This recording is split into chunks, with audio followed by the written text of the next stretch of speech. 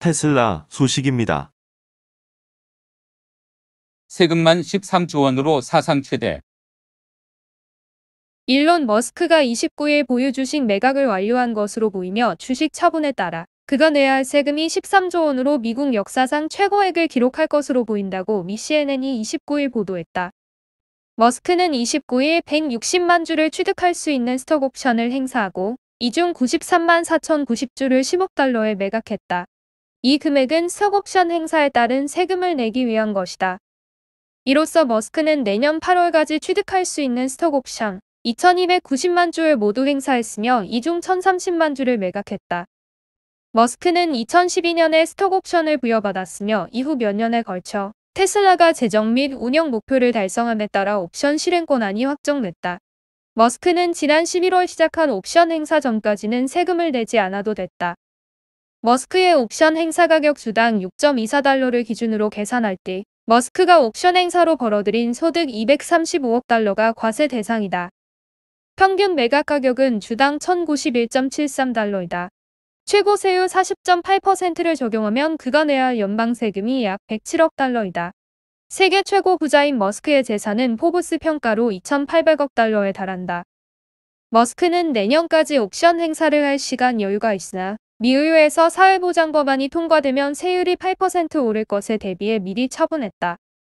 머스크는 지난달 옵션 행사 외에도 신탁해 둔 주식 540만 주를 처분했다. 이 주식은 머스크가 2010년 테슬라 상장 당시부터 보유하던 주식으로 추정된다. 이 주식에 대해서는 세율이 20%인 장기자본이익세를 내도록 돼 있어 세금이 12억 달러에 불과하다. 이에 따라 그가 올해 처분한 총 주식 수는 1,570만 주에 달하며 이로 인해 테슬라의 주가가 다소 내렸다. 머스크의 평균 매각 가격 주당 1,091.73달러는 매각을 시작하기 전 최고 주가보다 약 11% 낮은 금액이다. 테슬라 주식은 올 들어 54% 상승했다. 머스크는 테슬라로에서 월급과 보너스를 받은 적이 없으며 이에 따라 최근 몇 년 동안 세금을 거의 내지 않았다. 올해 머스크가 주식을 처분한 뒤에도 머스크의 테슬라 지분은 오히려 늘어났다. 그가 보유한 주식은 1억 7,770만 주로 처분 전보다 4% 늘어난 것이다. 또 2018년 보수 계약에 따라 그가 행사할 수 있는 스톡 옵션도 여전히 5,900만 주가 남아있다. 이 주식의 행사 가격은 주당 70.01달러로 2028년까지 행사할 수 있기 때문에 앞으로 몇 년 동안은 처분하지 않을 전망이다. 이에 더해 테슬라의 실적에 따라 2018년 보수 계약에 따라 2,530만에서 3,380만 주의 스톡 옵션을 추가로 취득하게 된다. 애플 소식입니다. 아이폰 유심칩 없애고 2심 도입 속내는. 애플이 이르면 내년 신작부터 20만으로 구현되는 스마트폰을 내놓을 것이란 관측이 나오고 있다. 일단 미국을 시작으로 빠른 시간 내 20만 지원하는 스마트폰을 전 세계 출시하는 방향에 무게가 실리고 있다. eSIM은 내장형 심카드를 말한다. 사용자가 따로 구입해 휴대전화에 꽂아서 사용하는 물리적 형태의 유심과 달리 출시할 때부터 스마트폰 보드에 내장돼 있다.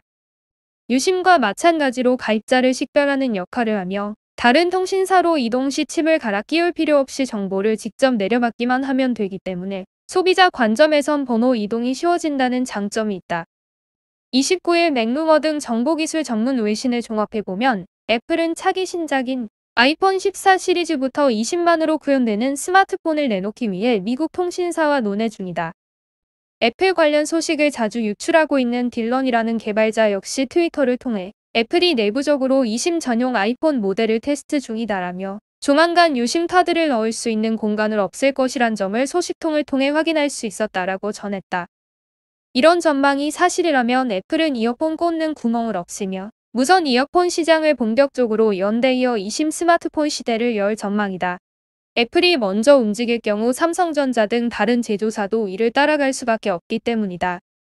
삼성전자는 지난해 출시한 갤럭시 S20부터 eSIM 기능을 탑재하고 있다. 다만 국내 출시 모델에서는 이를 지원하지 않는다. 한국은 내년 9월부터 eSIM 서비스를 시행한다.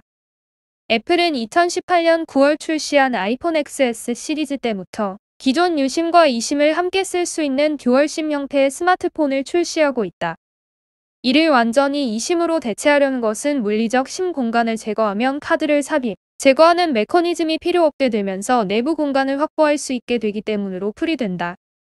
애플이 이심 전용 단말기를 내놓을 경우 전 세계적으로 이심 스마트폰 도입이 급물살을 탈 것이란 전망도 나오고 있다.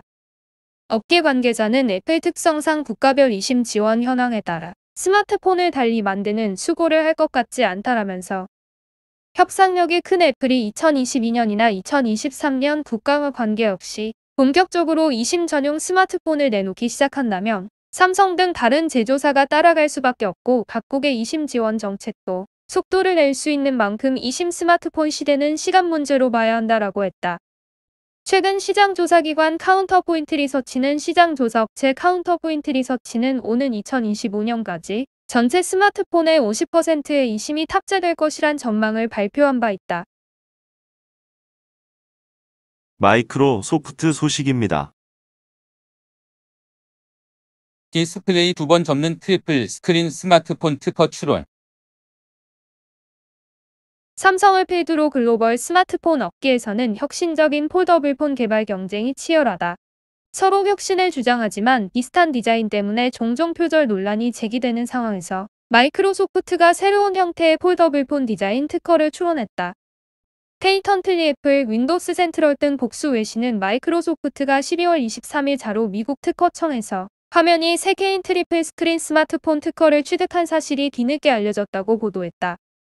특허 명세서 설명과 도면에 따르면 트리플 스크린 스마트폰에는 2개의 힌지가 적용돼 디스플레이를 2번 접었다 펼치면서 화면을 최대 3개까지 옆으로 길게 펼칠 수 있다.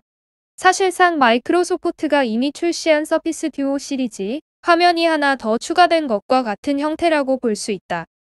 지금까지 삼성을 비롯한 일부 기업이 화면을 2번 접는 폴더블폰 디자인을 구상한 적은 있지만 스마트폰 시장에 정식 출원된 적은 없다는 점에서 많은 이들이 이번 특허에 흥미롭다는 반응을 보였다.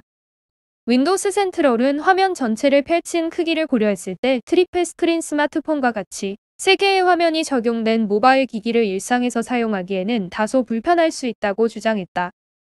다만 디스플레이 2개를 접고 하나의 디스플레이만 외부에 노출되도록 사용할 수 있다고 설명했다. 또한 디스플레이를 접었을 때 디스플레이가 외부에 노출되지 않아 화면 사용이 어려운 기존 서피스 듀오 제품과 달리 듀얼 스크린 사용 경험을 생성할 가능성에 주목해 볼 수 있다고 덧붙였다. 매체는 트리플 스크린 스마트폰 특허 출원서에 명시된 힌지 관련 내용에도 주목했다. 매체는 트리플 스크린 스마트폰의 힌지가 역설계되지 않아 디스플레이 사이에 틈이 없으며 다른 화면과 연결하여 앱을 사용할 수 있다는 점도 기존 서피스 듀오 시리즈와의 차이점이라고 덧붙였다. 물론 대다수 테크 기업의 특허 출원 동향과 마찬가지로 특허를 취득했다고 해서 해당 특허를 적용한 제품이 정식 출시되리라 확언할 수는 없다. 다만 이번 특허는 여러 기업과 마찬가지로 마이크로소프트도 새로운 폴더블 디스플레이 기술 개발을 추진하고 있다는 사실을 시사한다.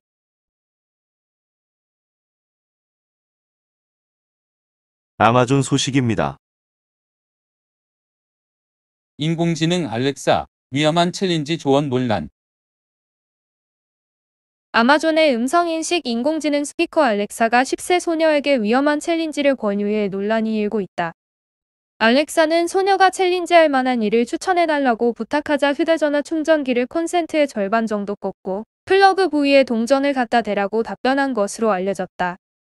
한때 페니 챌린지라는 이름으로 틱톡 등 SNS에서 유행했던 이 챌린지는 화재를 일으키거나 감전을 유도할 수 있는 위험한 행위다.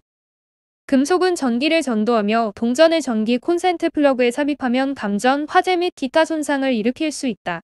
아마존은 해당 이슈를 인지한 직후 시스템을 업데이트했다고 밝혔다. 알렉사는 도전을 추천해달라는 소녀의 말에 의해 검색 결과를 통해 찾은 도전을 알려주겠다며 이러한 조언을 한 것으로 알려졌다. 칼라일 이스트 소방서의 마이클 클루스커 서장은 지난해 요크셔의 더 프레스 신문과의 인터뷰에서 이러한 챌린지에 참여할 시 누군가 심각하게 다칠 것이라며 손가락, 손, 팔을 모두 잃을 수 있다고 말한 바 있다. 아마존은 BBC의 이런 활동을 더는 추천하지 않도록 알렉사를 업데이트했다고 밝혔다. 이어 모든 일에 고객의 신뢰가 최우선이라며 알렉사는 정확하고 관련성이 있으며 유용한 정보를 고객에게 제공하도록 설계됐다. 오류를 인식하자마자 이를 고치기 위해 신속한 조치를 취했다고 밝혔다.